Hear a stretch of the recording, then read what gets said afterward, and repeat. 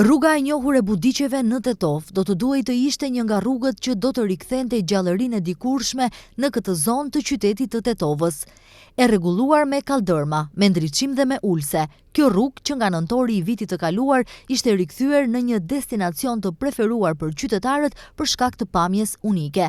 Por fatkeqësisht, pamja e re në këtë rrugë nuk i përmbush pritshmëritë, sepse brenda 3 muajve 2 herë është dëmtuar nga njerëzit.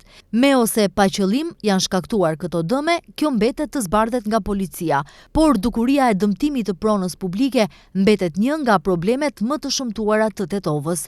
Së fundmi në këtë rrugë është dëmtuar shtylla elektrike e ndriçimit publik. Momenti i dëmtimit të shtyllës elektrike është kapur edhe nga kamerat e sigurisë, ku shihet një shofer i pakujdesshëm që e dëmton këtë shtyllë. Pas këtij dëmtimi ka reaguar edhe komuna e Tetovës, e cila dënoi ashpër këtë sjellje të pahishme nga qytetarët e pandërgjegjshëm, të cilët po shkatrojnë hapësirën publike. Sigurisht që tek rruga e Butiqeve nuk është hera e parë që po ndodhin, dëmtime të tilla. Sigurisht tash për të fundit herë ishte që u bë dëmtimi i shtyllës elektrike. Më herët kishim disa dëmtime të tjera. Do të ishte për keqardhje në qoftë se këto dëmtime janë të qëllimshme, sepse ajo është pronë publike që duhet të shfrytëzohet nga të gjithë qytetarët dhe nuk i përket vetëm komunës së Tetovës.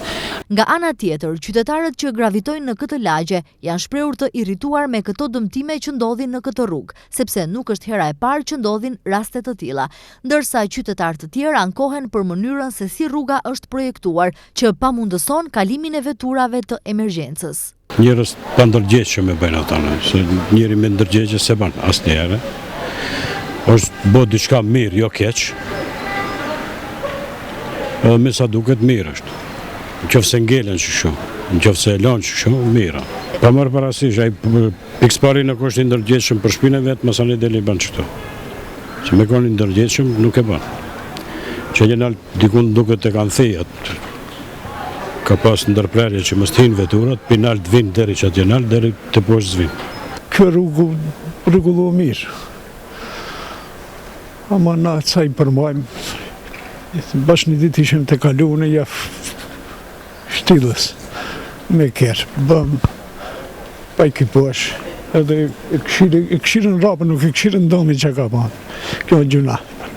Kjo është një gjë e bëme veç për këmësuar ma.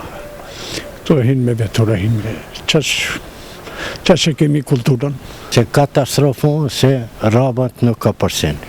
Një bërzi po mërës, një posharnës, vaje, zoti më dhash, taksi nuk vajnë, mështeri s'ka, se kjo u ta mu mshel.